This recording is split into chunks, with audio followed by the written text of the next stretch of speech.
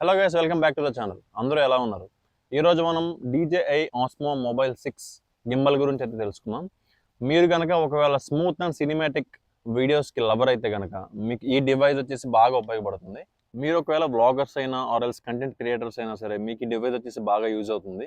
మీరు ఒకవేళ film makers అయినా సరే ఆర్ఎల్స్ ఈ డివైస్ మీరు కొత్తగా యూజ్ చేస్తున్నా సరే దీంట్లో మనకి చాలా ఫీచర్స్ అయితే ఉన్నాయి. వాటిని యూజ్ చేసుకుని మనం నెక్స్ట్ లెవెల్లో అయితే వీడియోస్ రికార్డ్ చేసుకోవచ్చు. ఈరోజు మనం దీన్ని టెస్ట్ చేద్దాం, అన్బాక్సింగ్ చేద్దాం అండ్ మనం పెట్టే ఇన్వెస్ట్మెంట్కి ఇది వర్తా కాదా అనేది ఈరోజు అయితే మనం తెలుసుకుందాం. సో లేట్ ఎందుకు, let's get in to the video. First అయితే దీన్ని అన్బాక్సింగ్ చేసేద్దాం. దీంట్లో మనకి ఒక చిన్న బ్యాగ్ ఇచ్చాడు. ప్రతిసారి బాక్స్లో పెట్టుకునే పని లేకుండా ఈ బ్యాగ్లో అయితే మనం క్యారీ చేయడానికి ఇచ్చాడు. అండ్ చిన్న డాక్యుమెంట్స్ దీని గురించి. అండ్ నెక్స్ట్ వచ్చేసి మనకి సి టైప్ ఛార్జింగ్ కేబుల్ ఇచ్చాడు ఛార్జ్ చేసుకోవడానికి. ఇంకా దీంట్లో ఏముండదు, ఖాళీనే. అండ్ ఇది వచ్చేసి మ్యాగ్నెటిక్ ఫోన్ క్లాంప్ అనమాట. ఈ సపోర్ట్తోనే మనం గింబల్ని ఫోన్కి అటాచ్ చేస్తాం. అండ్ ఇది వచ్చేసి మన మెయిన్ గింబల్. దీని గురించి తర్వాత చూద్దాం. అండ్ నెక్స్ట్ వచ్చేసి handy little tripod stand. So ఓవరాల్గా సెటప్ అయితే బాగానే ఉంది. ఫస్ట్ దీని డిజైన్ గురించి అయితే చూద్దాం. ఇది మనకి చాలా ఫోల్డబుల్ అండ్ పోర్టబుల్ డిజైన్లో అయితే వస్తుంది. సో దీన్ని మనం ఈజీగా ఫోల్డ్ అయితే చేసుకోవచ్చు. సో చాలా పోర్టబుల్గా అయితే మనకి యూజ్ అవుతుంది. సో మనం దీన్ని చాలా ఈజీగా అయితే క్యారీ చేయొచ్చు. మీరు ఎక్కడికి వెళ్ళినా మీ పాకెట్లో కూడా పెట్టుకుని అయితే తీసుకెళ్ళిపోవచ్చు. సో మనం దీని మెకానిజం చూసుకుంటే ఎక్కడ కూడా లూజ్ అయిపోయిన ఫీలింగ్ అయితే ఉండదు అనమాట. చాలా నీట్ అండ్ స్మూత్ మూమెంట్ అయితే ఉంటుంది. సో మనం దీన్ని ఓపెన్ చేసినప్పుడు ఇది ఆటోమేటిక్గా అయితే ఆన్ అయిపోతుంది. మనం సపరేట్గా ఆన్ చేయాల్సిన పని అయితే ఉండదు. అండ్ మనం మళ్ళీ దీన్ని ఈజీగా అయితే ఫోల్డ్ చేసేసుకోవచ్చు. సో మళ్ళీ ఫోల్డ్ చేయగానే ఆటోమేటిక్గా ఆఫ్ అయిపోతుంది. అండ్ దీని వెయిట్ కూడా పెద్ద వెయిట్ ఏమి ఉండదు, 300 grams దాకా ఉంటుంది. సో మనకి ఎక్స్ట్రా లగేజ్ క్యారీ చేస్తున్న ఫీలింగ్ అయితే ఉండదు. మనం ఈజీగా అయితే క్యారీ చేయొచ్చు దీన్ని. అండ్ దీని బిల్డ్ క్వాలిటీ వచ్చేసి హై గ్రేడ్ ప్లాస్టిక్తో అయితే తయారు చేశారు. అండ్ దీనికి మ్యాట్ ఫినిషింగ్ వస్తుంది. సో ఈ మ్యాట్ ఫినిషింగ్ వల్ల మనకి చేతులు చెమట పట్టినా కూడా దీని మీద ఫింగర్ ప్రింట్స్ అయితే పడవు అనమాట. అండ్ పట్టుకోవడానికి కూడా ఫీల్ చాలా బాగుంటుంది. అండ్ మనం యూస్ చేస్తున్నప్పుడు కూడా అంత త్వరగా అయితే చేతిలోని స్లిప్ అవ్వదు అనమాట. దీంట్లో మనకి 3 axis స్టెబిలైజేషన్ అయితే యూస్ చేశారు. సో దీనివల్ల మనకి వీడియో వచ్చేసి షేకినెస్ అయితే ఉండదు అనమాట. మనం ఎలా మూవ్ అయినా సరే వీడియో మనకి చాలా స్మూత్ ఫుటేజ్ అయితే వస్తుంది అనమాట.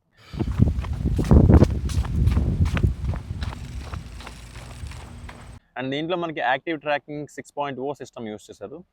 సో ఇది ఎలా యూజ్ అవుతుందంటే మనకి ఎవరినైనా సరే ఈజీగా ట్రాక్ చేస్తుంది అనమాట. సో ఫస్ట్ మనం ఏదైనా సబ్జెక్ట్ని సెలెక్ట్ చేసుకుని దాన్ని అలా వదిలేస్తే చాలు, అది ఆ సబ్జెక్ట్ ఎటు మూవ్ అవుతుంటే ఇది కూడా అటు అలా మూవ్ అవుతూ ఉంటుంది అనమాట. సో దాన్ని అలా ట్రాక్ చేస్తూ ఉంటుంది.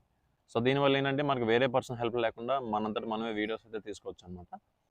ఇన్ కేస్ మన కెమెరాలో నుంచి మిస్ అయినా సరే ఇది సబ్జెక్ట్ని గుర్తు అయితే పెట్టుకుంటుంది. సో మళ్ళీ వాళ్ళు తిరిగి కెమెరాలోకి రాగానే మళ్ళీ ఆటోమేటిక్గా ట్రాకింగ్ అయితే మొదలెడుతుంది అనమాట. అండ్ దీంట్లో ఇంకో ఫీచర్ ఏంటంటే క్విక్ లాంచ్ అనమాట. సో ఇది ఈ మ్యాగ్నెట్ ఉంది కదా, మనది ఈ మ్యాగ్నెట్ని గింబల్కి అటాచ్ చేసిన వెంటనే ఆటోమేటిక్గా DJI mimo యాప్ అయితే ఓపెన్ అవుతుంది. సో మనం వెంటనే దీన్ని యూస్ చేయొచ్చు. సో ఇది వచ్చేసి మనకి ఐఫోన్లో ఉంది, ఆండ్రాయిడ్లో అయితే ఈ ఫీచర్ లేదు. అండ్ దీంట్లో మనకి ఎక్స్టెన్షన్ రాడ్ కూడా బిల్ట్ అయి ఉంటుంది. సో ఇలా ఉంటుంది. సో మనం హై యాంగిల్ సెల్ఫీస్ తీసుకోవాలన్నా కానీ మనకి ఇది సెల్ఫీ స్టిక్ లాగా అయితే యూజ్ అవుతుంది. అండ్ నెక్స్ట్ వచ్చేసి స్టేటస్ ప్యానెల్. దీంట్లో మనకి బ్యాటరీ లైఫ్ అండ్ మనం ఏ మోడ్లో ఉన్నామో చూపిస్తుంది.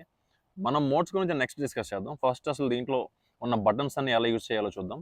ఫస్ట్ వచ్చేసి మనకి ఇక్కడ లెఫ్ట్లో ఒక బ్యాటరీ ఇండికేటర్ ఉంటుంది. ఇక్కడ మనకి ఎంత బ్యాటరీ ఉంది అనేది అయితే చూపిస్తుంది. అండ్ ఈ బ్యాటరీ ఇండికేటర్ పైన స్టేటస్ ఇండికేటర్ ఉంటుంది. ఇది వచ్చేసి మనకి గింబల్ గురించి ఉన్న ఇన్ఫర్మేషన్ ఇండికేట్ చేస్తుంది అనమాట. ఇది మీకు రెడ్ కలర్లో చూపిస్తే మ్యాగ్నెట్ మనం పెట్టలేదని అర్థం. ఇఫ్ సాలిడ్ ఎల్లో కలర్లో ఉంటే బ్లూటూత్ డిస్కనెక్ట్ అయిందని అర్థం. అండ్ ఇఫ్ సాలిడ్ గ్రీన్లో ఉంటే బ్లూటూత్ కనెక్ట్ అయ్యి ఉందని అర్థం. And if yellow colour or green కలర్లో బ్లింక్ అవుతూ ఉంది అంటే స్టాండ్ బై మోడ్లో ఉందని అర్థం. ఒకవేళ రెడ్ అండ్ గ్రీన్ కలర్లో బ్లింక్ అవుతుందంటే ఫిల్మ్వేర్ అప్డేట్ అవుతుందని కానీ లేదా ఫిల్మ్వేర్ అప్డేట్ ఫెయిల్ అయిందని కానీ అర్థం. అండ్ సాలిడ్ రెడ్లో ఉంది అంటే అబ్నార్మల్ స్టేటస్ డిటెక్ట్ అయిందని అర్థం. సో మీరు మళ్ళీ దీన్ని షట్ డౌన్ చేసి మళ్ళీ ఆన్ చేస్తే రెడ్ పోయిందో లేదో అయితే మనం చెక్ చేసుకోవచ్చు. అండ్ ఇఫ్ ఇది టర్న్ ఆఫ్ అయ్యి ఉండి మీరు M బటన్ ఒక్కసారి ప్రెస్ చేస్తే మీకు బ్యాటరీ పర్సంటేజ్ ఎంత ఉందో చూపిస్తుంది. అండ్ ఇఫ్ గింబల్ ఆన్ అయ్యి ఉండి మీరు M బటన్ని 3 times ప్రెస్ చేస్తే ఇది స్టాండ్ బై మోడ్లోకి అయితే వెళ్ళిపోతుంది. మోటార్స్ అన్ని డిసెంగేజ్ అయిపోతాయి అనమాట. మళ్ళీ తిరిగి ఈ బటన్ ప్రెస్ చేస్తే మళ్ళీ మోటార్స్ అన్ని రీఎంగేజ్ అవుతాయి.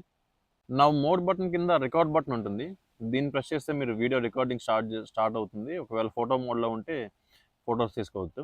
మీరు ఒకవేళ ఫోటో మోడ్‌లో ఉండి దీన్ని ప్రెస్ చేసి పట్టుకుంటే గనుక మీకు back to back burst photos అయితే తీస్తుంది. సో, మీరు దాన్ని వదిలేసేంత వరకు ఫోటోస్ కంటిన్యూయస్‌గా తీస్తూనే ఉంటుందన్నమాట.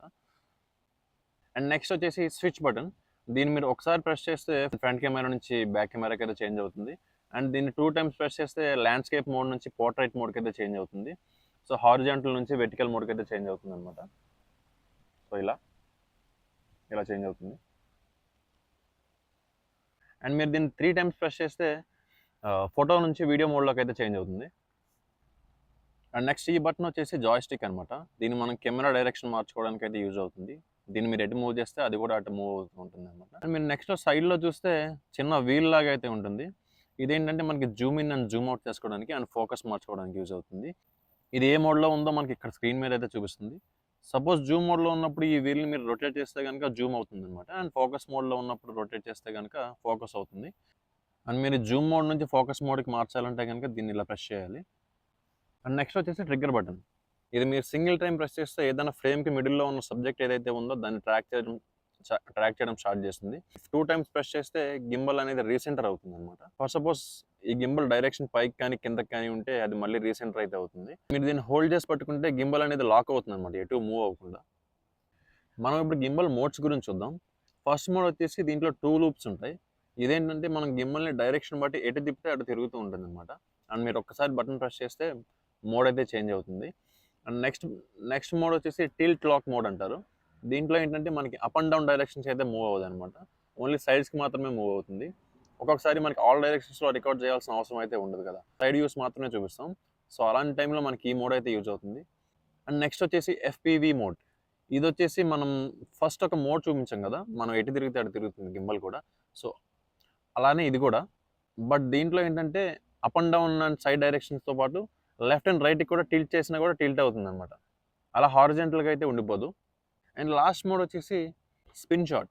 ఇది కూడా ఎఫ్‌పివి మోడ్ లాంటిదే. బట్ డిఫరెన్స్ ఏంటంటే ఈ మోడ్‌లో ఉన్నప్పుడు మనకి జాయ్‌స్టిక్‌ని యూజ్ చేసి కెమెరాని రొటేట్ అయితే చేయొచ్చనమాట. సో, మీరు మూవ్ చేసిన డైరెక్షన్ బట్టి ఇది రొటేట్ అవుతూ ఉంటుంది. మిగతా మోడ్‌లో మనం జాయ్‌స్టిక్‌ని యూజ్ చేసి అప్ అండ్ డౌన్ అండ్ సైడ్స్‌కి మాత్రమే తిప్పగలం. ఈ ఒక్క మోడ్‌లోనే మనం కెమెరాని టిల్ట్ అయితే చేయొచ్చనమాట. సో, ఇలా రౌండ్‌గా రొటేట్ చేయొచ్చు. అండ్ నెక్స్ట్ వచ్చేసి దీంట్లో ఇంకా 2 మోడ్స్ అయితే ఉన్నాయి. మనం ట్రిగ్గర్ బటన్ అని చెప్పుకున్నాం కదా!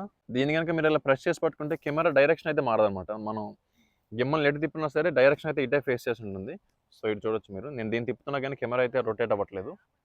అండ్ దీంట్లో ఇంకో మోడ్ ఏంటంటే ఇది కూడా ట్రిగ్గర్ బటన్ యూజ్ చేసి చేస్తాం. ఇందాక మనం జస్ట్ హోల్డ్ చేసి పట్టుకున్నాం కదా! ఈసారి ఏంటంటే మనం జస్ట్ ఒకసారి ప్రెస్ చేసి దెన్ హోల్డ్ చేయాలి.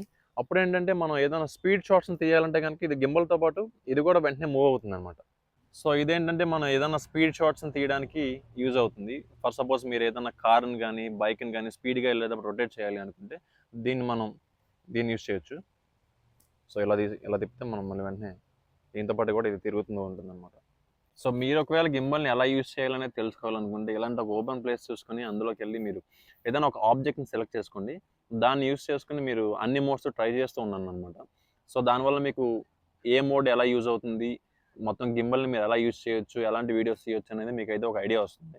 DJI మిమో యాప్ గురించి నేను ఇంకో వీడియో అయితే చేస్తాను. యాప్ మొత్తం ఎలా యూజ్ చేయాలో ఫుల్లీ డీటెయిల్‌గా ఆ వీడియోలో మనం తెలుసుకుందాం. So, that's all for today. Video నచ్చితే లైక్ చేయండి. సో దట్ ఎలాంటి వీడియోస్ కోసం సెర్చ్ చేసే వాళ్ళకి యూట్యూబ్ ఈ వీడియోని రికమెండ్ చేస్తుంది. అండ్ ఈ డివైస్ గురించి మీరేమనుకుంటున్నారో కామెంట్ సెక్షన్‌లో కామెంట్ చేయండి. అండ్ సబ్స్క్రైబ్ చేయడం మాత్రం మర్చిపోకండి. నెక్స్ట్ వీడియోలో మళ్ళీ కలుద్దాం. బాయ్.